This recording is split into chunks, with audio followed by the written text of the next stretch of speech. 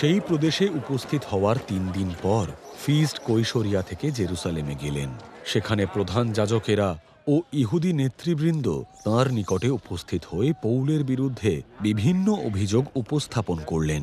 তারা ফিস্টের কাছে জরুরি অনুরোধ জানালেন যে তাঁদের প্রতি অনুগ্রহ দেখিয়ে পৌলকে যেন জেরুসালেমে স্থানান্তরিত করা হয়, কারণ তাঁরা পথের মধ্যেই পৌলকে হত্যা করার জন্য ওত পাতার প্রস্তুতি নিয়েছিলেন। ফিস্ট উত্তর দিলেন, পৌল কৈশোরিয়াতে বন্দী আছে, আমিও স্বয়ং শীঘ্রই সেখানেই যাচ্ছি। তোমাদের কয়েকজন নেতা আমার সঙ্গে আসুক। সেই লোকটি কোনো অন্যায় করে থাকলে তোমরা সেখানে তার বিরুদ্ধে অভিযোগ দাখিল করবে।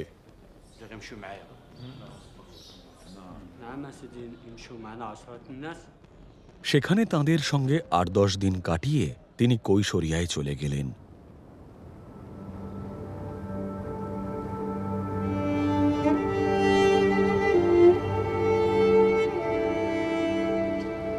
পরের দিনই তিনি বিচার সভা আহ্বান করলেন এবং আদেশ দিলেন যেন পৌলকে তাঁর সামনে নিয়ে আসা হয়।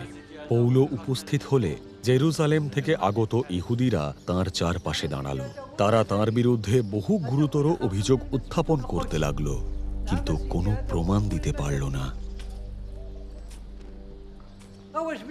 তখন পৌল আত্মপক্ষ সমর্থন করলেন, আমি ইহুদিদের বিধানের বিরুদ্ধে বা মন্দিরের বিরুদ্ধে বা কৈশোরের বিরুদ্ধে কোনো অন্যায় করিনি।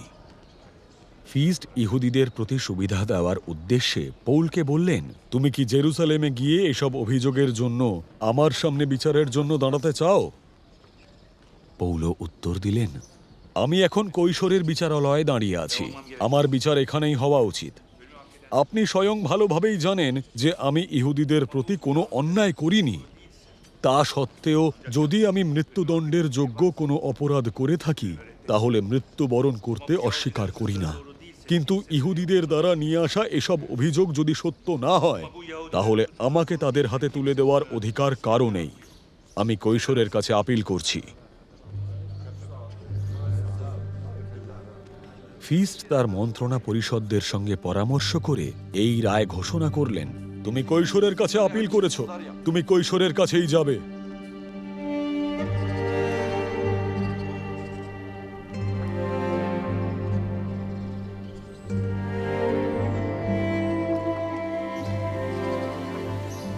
কয়েকদিন পর রাজা আগ্রিপ্প ও বার্নেস ফিস্টকে তাদের শ্রদ্ধা জ্ঞাপন করার জন্য কৈশোরিয়ায় উপস্থিত হলেন। সেখানে তাঁরা বেশ কিছুদিন কাটানোর সময় ফিস্ট রাজার সঙ্গে পৌলের বিষয় নিয়ে আলোচনা করলেন। তিনি বললেন, এখানে এক ব্যক্তি আছে যাকে ফিলিক্স বন্দী করে রেখেছেন।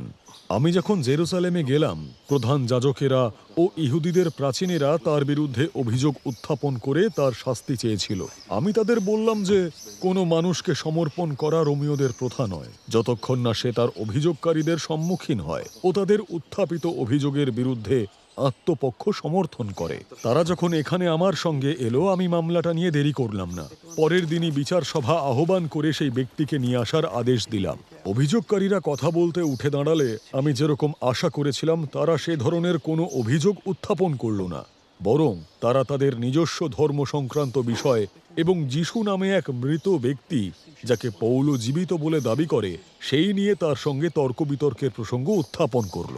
এ ধরনের বিষয় কিভাবে অনুসন্ধান করতে হবে তা বুঝতে না পেরে আমি তাকে জিজ্ঞাসা করলাম এসব অভিযোগের বিচারের জন্য সে জেরুসালেমে যেতে ইচ্ছুক কিনা। পৌল যখন সম্রাটের সিদ্ধান্ত লাভের জন্য আপিল করল, কৈশোরের কাছে না পাঠানো পর্যন্ত আমি তাকে বন্দী করে রাখারই আদেশ দিলাম। তখন আগ্রিপ্প ফিস্টকে বললেন, আমি নিজে এই লোকটির কথা শুনতে চাই। তিনি উত্তর দিলেন, আগামীকালই আপনি তার কথা শুনবেন।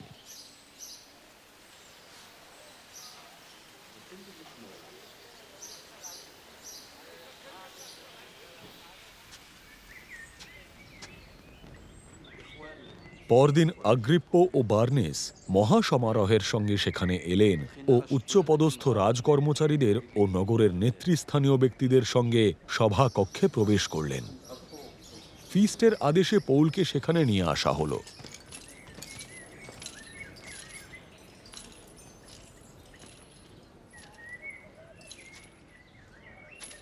ফিস্ট বললেন, মহারাজ আগ্রিপ্প ও আমাদের সঙ্গে উপস্থিত সকলে, আপনারা এই ব্যক্তিকে দেখতে পাচ্ছেন। সমস্ত ইহুদি সম্প্রদায় জেরুসালেমে ও এখানে এই কৈশরিয়ায় আমার কাছে এর বিরুদ্ধে আবেদন করেছে, চিৎকার করে বলেছে যে এর আর বেঁচে থাকা উচিত নয়।